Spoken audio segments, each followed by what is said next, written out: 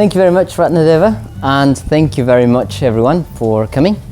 It's very nice to see faces I've never seen before, and some very familiar faces. There's Stana Shraddha there, who was in our ordination retreat, and beautiful friends over there.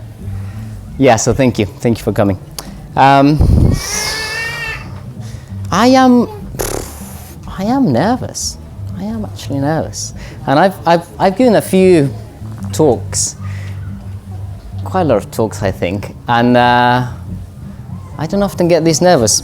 But I think the reason why I'm nervous is because I'm gonna be talking about something that I'm still processing, and something very personal. So here I am in front of I don't know how many people. Most of you I've never seen before, and I'm gonna tell you about my life. It's sort of weird, isn't it? I don't know what I'm doing it really, but okay. I'm gonna. So this is gonna be very personal. I might cry. Don't worry about it. It's okay. I'll just have a little cry, and that's fine. One of the things I've been working on in my life recently is holding uncomfortable situations, holding painful feelings. So I'm gonna invite you to do that in this talk. It's uncomfortable sometimes. You sort of when somebody cries or when somebody gets a bit emotional, we sort of trying to fix them, don't we? It's like, oh, quick, it's uncomfortable. Let's just get this sorted. Sorry. Just stay with that. Just as I'm gonna stay with the uncomfortable situation of being here and showing my emotions, perhaps, maybe not. Maybe I'm just gonna be fine throughout. But yeah, so I'm gonna invite you to stay with that kind of discomfort, if there's any discomfort that comes up during the talk. And as I say, it's going to be very personal, so maybe some things might hit you. So sort of stay with that and see what happens. Instead of sort of pushing it away or sort of dismissing it straight away, hold it a little bit in your heart and see what happens. Is there anything else I need to say? No, I'm just gonna read you a little quote and see if you can guess. You might be able to guess if you like popular films, recent ones. So here it comes. I used to want to save the world, this beautiful place, but the closer you get, the more you see the great darkness within. I learned this the hard way a long time ago. Wonder Woman, yeah. Yes, Wonder Woman, which new film came out recently, and I went to see it, and I really enjoyed it. So this talk is about me learning to see the darkness within myself and working with that, and through that, sort of embracing life a bit more, rather than just pretending that everything is light and beautiful and I'm all pure and beautiful, when actually I'm also impure and ugly. So it's about that complexity. It's about that kind of complexity. I don't know where my watch has gone. Oh, there you go. Before I start talking about complexity, I'm gonna tell you a little bit about my life, and in that I'm hoping the simplicity will come through. And then I hope to finish with some simplicity as well. Simplicity, complexity, simplicity. That's the rhythm of my talk. So I'm 25. I was born in 1992. In Mexico City, which is a very chaotic city, very big. Some of you might have visited, but it's also amazing. It's kind of scary and at the same time very vibrant. Lots going on in Mexico City. And then I moved to the countryside when I was 5, the outskirts of Mexico City. Mexico City is a valley, massive valley, which is surrounded by beautiful green mountains. So when you're in Mexico City, you sort of forget that there are trees, but then you get out of the city and there are loads of beautiful mountains. So from the age of 5 until the age of 10, I lived in the countryside, surrounded by trees and by beautiful snowy mountains. And those years, I've been thinking a lot about those years recently. They were very formative. one of the things that I've learned then was the importance of nature. There was a really strong connection with nature, and it's wonderful being here. I had so much freedom there, apart from going to school, which I didn't care very much about. I used to just run around and climb trees and play with insects, sort of trying to make them fight.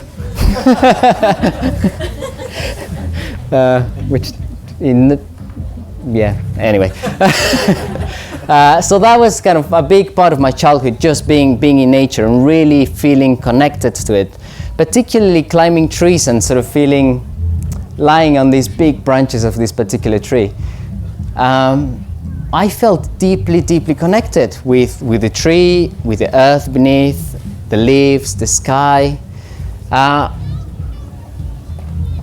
It really was like everything was a kind of thing together, rather than me and the tree and the earth. It was like different elements of the same sort of organism or something, and there was something very beautiful about that. So that was one thing. And also I learned that even though I made the insects fight, later on I sort of learned that it didn't make sense to damage nature. So that went deep down within myself at an early age. I remember my mum once kicking our dog, and our dog cried out loud, and I just wept and I just cried so much, and I couldn't really understand why. It was just like, what's going on? I just felt so deeply. Anyway, later on when I became a Buddhist at the age of 17, I hadn't made the connection between eating animals and not damaging them, but immediately I sort of felt like, oh, actually, if I don't want to damage the planet and animals, then I better not eat them.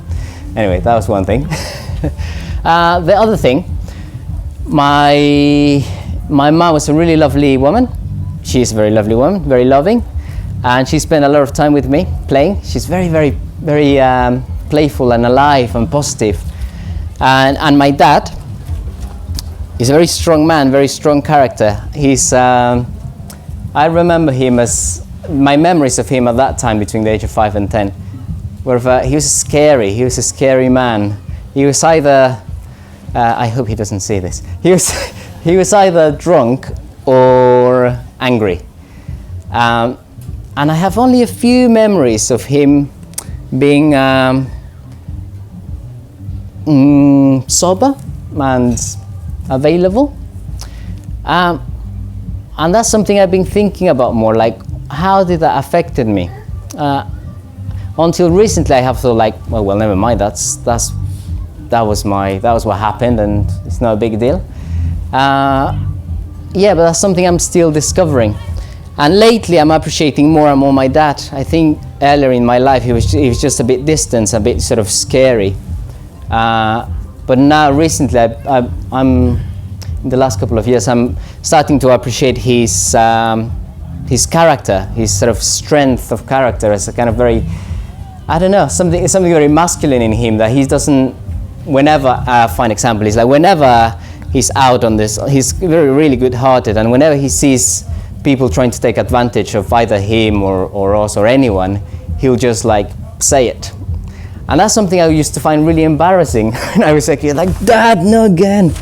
But recently, I've been, I think because I was close to my mom, I grew up, I think my mom has this thing of not making a fuss of things. Like, she's gone through so much pain, and yet she's so bright and positive. And I think that I learned that from her. It's like, okay, there are really painful things in life, but it doesn't matter, you just move on. That's what you do. You sort of learn quickly, just like quickly think about what's good about this situation, even if it's really painful and horrible, and then move on quickly. So that's what I've been doing until recently, a kind of a surviving mechanism. But my parents used to fight a lot. anyway, I won't go into the details, but they used to argue a lot, and obviously that's really unpleasant when you're a child, or even when you're an adult. Even though you're arguing yourself, it's really uncomfortable. And that's another thing I learned. One day they were arguing particularly strongly, and so I thought, what's going on? So I went into the room, and in that moment he something like, yeah, my dad slapped my mum, basically, just at that precise moment. And I must have been, don't know, 7, 6, something like that. But in that moment, I just went externally. I think I just went cold, and then started crying. But internally, I remember it very vividly. The reflections that were going on in my mind then. It was something along the lines of, it doesn't really matter what my mum has done. She doesn't deserve this. Even if she's done something really, really terrible, this violence is not gonna sort out anything. And then I made a promise to myself, I'm never gonna be violent again, because I jumped a bit. Before that, I must have been 8 actually, because before that I used to be a really sort of all sorts of contradictions here, but I love nature and I love the animals, but then I used to get into a lot of fights with other kids. So I was yeah, strange. I used to get into fights with the other boys, and used to argue with the teachers. I was just a bit wild, just wouldn't let anyone sort of, I don't know, bother me or something. Anyway, so then I thought I'm never gonna fight again when I saw that, when I went to my parents' bedroom. And I made a few promises to myself around that time. One, that I would never fight again, that I would never use violence again, because that was never gonna sort out anything. I promised myself that I wouldn't drink or smoke, because I could see my dad's face, sort of blank, sad face. And through alcohol, yeah, I could see very clearly, even at that age, that he was using alcohol just as a way of sort of not dealing with his emotions and not dealing with, I don't know, escaping, I guess. Easy to criticize, but I'll go on to something more positive. But then he felt like, this is not right. I can see my dad sort of making a mess of his life, and I'm not going to do that. So I made that promise to myself. And then the other promise was that I was never gonna, whenever I got into a relationship, I promised myself that I would never ever cheat on my partner, because that's what my dad was doing, and I could see that caused a lot of pain for him and my mum. It's very easy to make promises, isn't it, when you're a child? Anyway, moving on.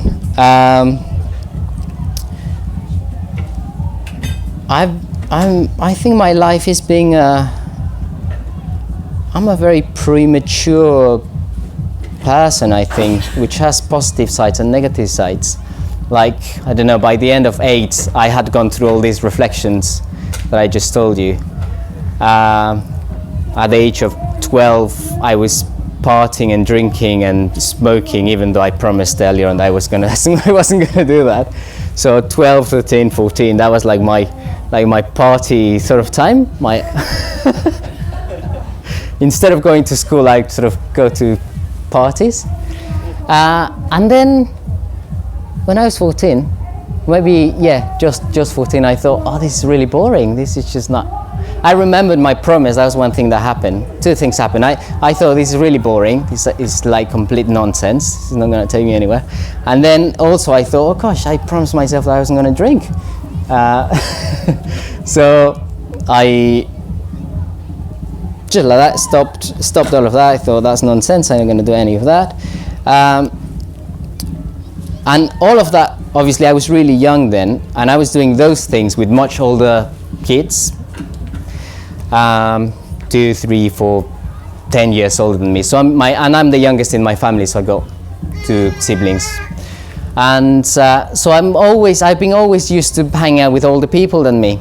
So I was doing the kind of partying experimentation then, and then I sort of gave it all up, and then I found myself quite lonely actually, because I couldn't be friends with my peers, with people the same age as me, and I couldn't relate to these older guys who were sort of doing the things I didn't want to do anymore.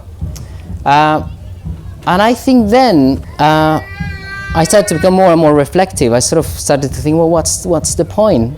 And I started to become more and more sort of aware of the kind of pressures, social pressures of like doing well at school and then getting a really good job and well-paid job and all of the things that you kind of you're supposed to do. And that really felt like, this is not. What's the point? What's the point of doing those things just for the sake of those things? And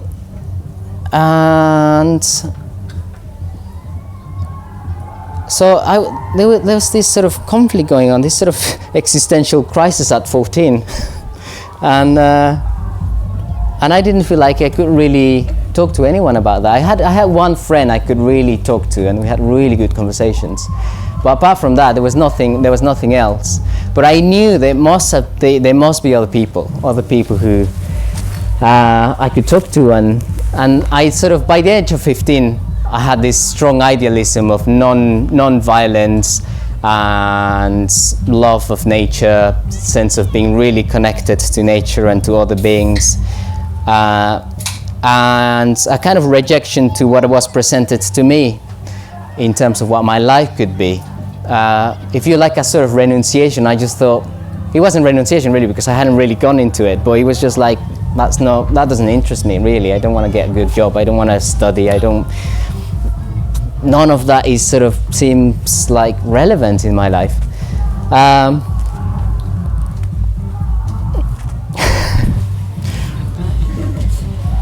Okay. Just as I was losing my thread. Okay, so that is relevant. I had a friend by the age of 15. Oh yeah, so by the age of 15 I had this great idealism, and I thought, I know what I'm going to do. I'm going to find other people who have roughly the same ideals as I do, and I'm going to get together a community, and we're going to live in the mountains, and we're going to become really, really wise, and every now and again we're going to go down to town and teach all those ignorant people. That was the dream. So off I went to college in Mexico City. I met lots of people, but nobody I felt I could like really share these ideals with, until I was 17, and I thought there must be a way. And I was listening to a lot of reggae music, and every now and again, with the lyrics, you get that sort of meditation sort of thing, and I thought, what's that? That sounds interesting. I had no idea what meditation was, but it felt like something I should sort of look into it. So off I went to the internet, meditation, found a few meditations online, tried them on. And I had some like quite crazy experiences of like feeling sort of part of the whole universe, like whoa, great. But then I thought, well, I need other people. I need others who are doing the same. I need guidance. I can't like just continue like this. By then I was pretty arrogant already. I just thought, well, I'm really superior now. I'm just sort of floating above the world. Like, look at all these people just sort of wasting their lives. Which in itself was a painful place to be in, actually, because I couldn't really relate to a lot of people. So yeah, age of 17, I found the Mexico City Buddhist Center, and they let fairly cheap meditation courses, and I thought, great, I'm gonna do that. So off I went to the Buddhist Center, took a foundation course in meditation, and I loved it, absolutely loved it, right from the beginning. I just thought, yeah, this is it. I found it, these are my people. Actually, to begin with, I thought it wasn't the people so much. It was more like, these are the practices. These are the teachings that really resonate with me. And then later on, it was like, actually, I need the people as well. So from then, I didn't have any money, of course. My parents paid for the course, and then after that, I just went to conferences that were for free. Talks on Tuesday evenings, given by Upek Shemati. So I just went to that. I went to anything that was free because I didn't have any money. But very quickly, I knew that was the place where I needed to be. Those were the people and those were the practices I needed. So immediately I just thought, let me just help in whatever way. So I sort of helped, went in the mornings or before classes and did the cushions, put the cushions out, and then they let me do courses for free, so it was great. Anyway, so right from the beginning I just started helping. So great, that's it. I found the place I was looking for, and it really felt like I had been looking for it for ages, even though I was only 17. It sort of felt like lifetimes. You know, in Buddhism you get these ideas of lifetimes and aeons and kalpas. It really felt like, thank you, I got home. Okay, and then I just gave myself completely to the training, to the meditation training, to the lifestyle. After about a year, I moved to England because that's where the particular movement and order I was getting involved with grew, and so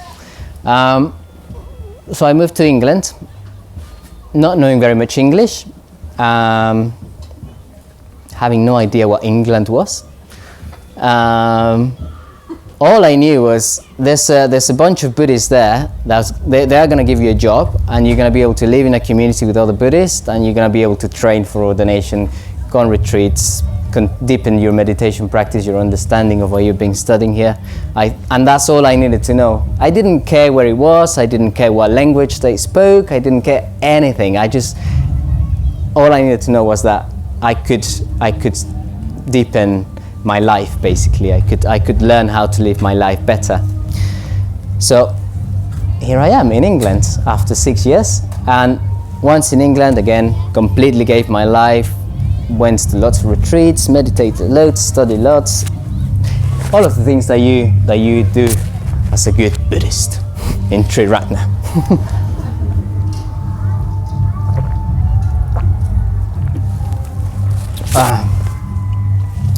And as for ordination, and after about a year and a half of asking for ordination, I got my invitation to go ordain, which is record time in recent times. I was the youngest order member. Remember I was a little bit arrogant before? So here I am, youngest order member, record time, and then my preceptor, my main friend and teacher in the order, gave me the name Amalasiddhi, which means he whose accomplishment is stainless.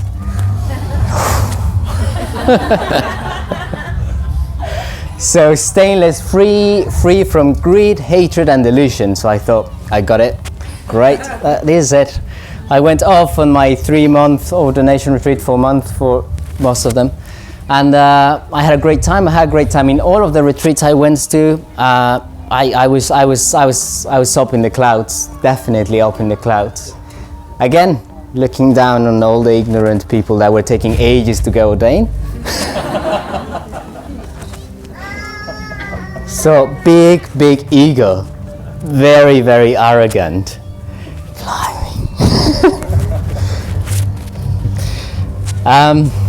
Okay. So I was up in the clouds. I thought I was an open lotus. I thought I was I started doing loads of classes, teaching meditation, giving talks, leading retreats. I was living the life, you know, the life of a Buddhist, which is what I wanted to do. I could not have done that. That is the thing to do with my life. but there was this big inflated thing that I was carrying, and something wasn't quite right. So there I was, and at some point last year,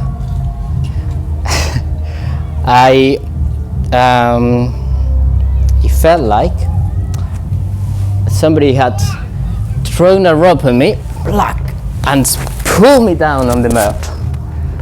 And there I was, in the mud, in the midst of it, with all of the worms and the poo and all of the smelly, fishy, horrible things that I thought I was beyond. It's really painful. That's very painful. And at the same time, it was very good. It was a big, big relief. Big relief.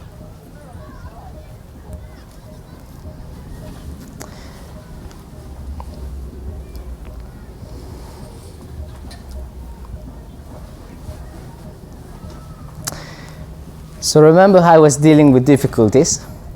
I would just move on quickly, prematurely, not really feeling the pain of just being alive, the pain of having parents that argued, the pain of seeing people on the streets asking for money, the pain of seeing wars, the pain of inner conflicts, inner idealism, and then forces that completely went against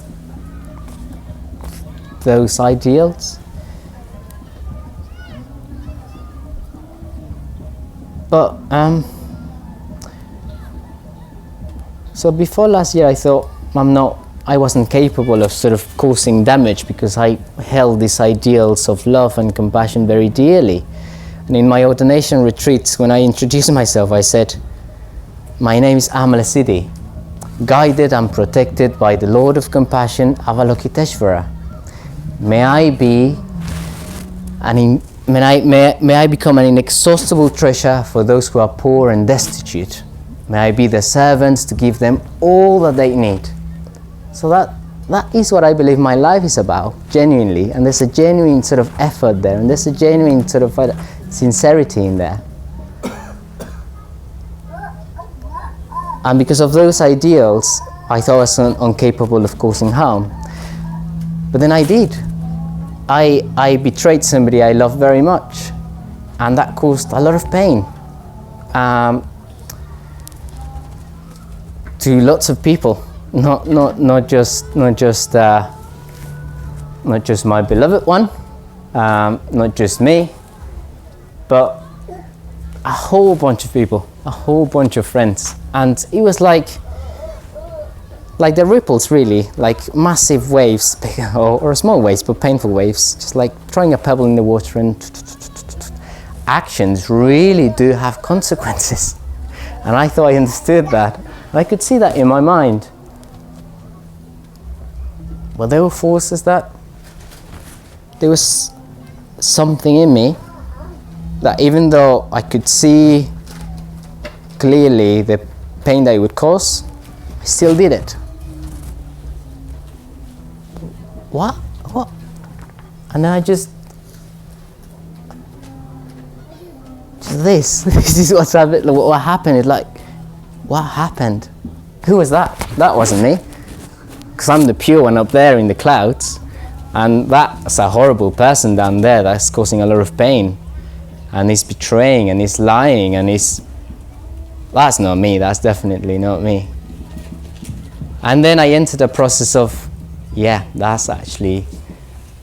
that's part of me. There's some truth. There's truth in that, but actually that's also true. And it was funny. Just before I came to give this talk, I went for a poo. I went into the toilet, and the first thing I see is, without the poo, there's no lotuses, or something like that. Without the poo, no lotuses. I thought, blimey, that's true. Yes, so in the last 6-7 months I've been dealing with this conflict, this giving myself to a very simple life, really, giving myself to simplicity, practically speaking, and then there's this other thing. What's that thing about? I've been sort of holding that tension, and I have no answers. I have no rest. I have no sort of conclusions. I'm very much in the midst of it, and I could not continue. I just had to stop giving classes. That was another really painful thing. That's something I very much love. I very much sincerely just love sharing the Dharma. I very much love sharing what meditation is about. And but then I felt like a traitor. I felt like I'm not really these great ideals. It's not fair for me to be sort of up front trying to teach people about that. So I just have to stop teaching. And that was very painful. And in the meantime, I've been holding this tension. And we talk about integration, and it's often seen in sort of in the spiritual life. It's often seen as you sort of gather all of the beats in one track. But actually, my experience more in realities is more of things just sort of come up, and then you have to deal with them, and you have to kind of be big enough to hold them. So it's more of instead of like, come here. It's more of okay, this is really messy. This is really complex. Life is really complex, and I'm very messy, and the world is really messy, and there's beauty and there's pain, and how do you hold those things together? So that I am in the midst of that. I am in the midst of holding the lights and the dark. But I believe that the practices that I have been doing for this, don't know how many years, I think if I hadn't been practicing, I would have just done the same as before, just like, oh well, never mind, just put it there under the cupboard. Oh, that's it. Oops. And never mind. I'm still young. I'm still like I can still pretend that I'm strong and positive. But actually, Dharma practice, meditation, study, all of that, I think that really has given me a sort of reservoir of robustness, I guess, where I can just, it's funny really, this is a contradiction in itself. I can completely fall apart knowing that it's okay. Well, that has come by through a lot of practice and a lot of development of robust positive emotions, and enough understanding that things are messy and things do change and things are insubstantial. All of the stuff that you study when you're studying Buddhism, you need. I believe there's been a bit of genuine understanding that is allowing me to really give myself to this process of really opening up to the complexity of my life. And I believe in that, in holding the complexity of being alive and everything that comes up, lies a more genuine simplicity. It's not just about being I guess a lot of the time we're trying to be simplistic, and we just it's either things are good or bad or whatever. Yeah, we just want simple things. We just want to keep it sort of really simplistic, as opposite to simple, I guess. But that's not life, is it? It's not. You're actually not living. So I'm trying to embrace life. I'm trying to embrace the complexity of being alive in myself, and embracing the complexities of the world. And within that, or rather, holding that within the context of the ideal of, wanting to make the world a better place, and knowing how massive that task is. And here is another quote.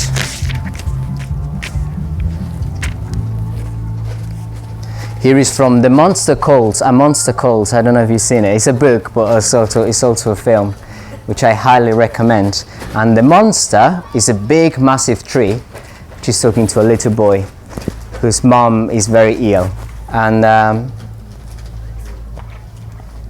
the boy doesn't want to let go of the mom. And the monster is telling him stories that are kind of a bit contradicting. And at some point the monster says, the boy says, his name is Connor, by the way, right, to my friend Connor there at the back. The boy says that he doesn't, the stories of the monster don't really make sense to him. It's all like too contradicting. And the monster says, humans are complicated beasts. How can a queen be both a good witch and a bad witch? How can a prince be a murderer and a savior? How can a apothecary, which I've been told is a bit like a pharmacist, but in ancient times, how can one of those be evil-tempered but right-thinking? How can a person be wrong-thinking but good-hearted? How can invisible men make themselves more lonely by being seen? And it's just all these contradictions. And then he says, it doesn't really matter what you think, it matters what you do. But then I was thinking, and Hannah helped me to sort of, it's not just in what you think. The monster, at some point, he also says that your mind will contradict itself 100 times each day. But also our actions contradict them. We contradict ourselves with our actions each day, each minute. So how do we learn to move in the direction that we want to move? In the sort of, we hold ideals, and that's vital to have meaning and purpose in life, I think. But how do we live those values and those ideals with these contradictions? I have no answers, unfortunately. I'm sorry to say. All I have is a process. It's a process of my own, and an invitation for you to stay with that process, with your contradictions, and embrace the contradictions that come up in your life. No matter how old are you, no matter how, it doesn't matter who you are really. You'll find contradictions, whether you like it or not. You'll find complexity in your life.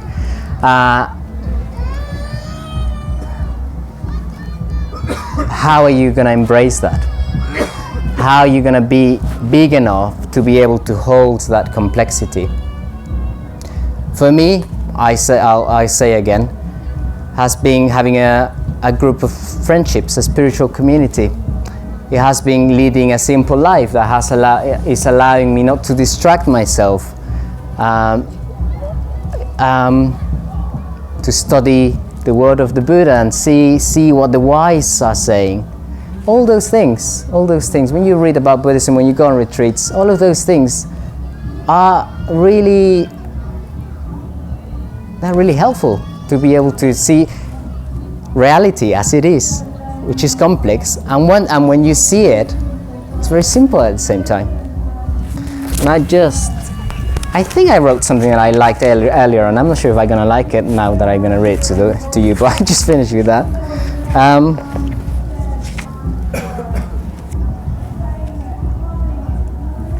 it was. So for most of the time we can't really hold contradictions and complexity. But if we really want to live life to the full, we must embrace the complexities of being alive. And not only through embracing all opposing and contradicting aspects of ourselves and the world, we can arrive to a harmonious and simple place beyond divisions, beyond contradictions. The state sublime that the Buddha represents for me as a Buddhist. Thank you.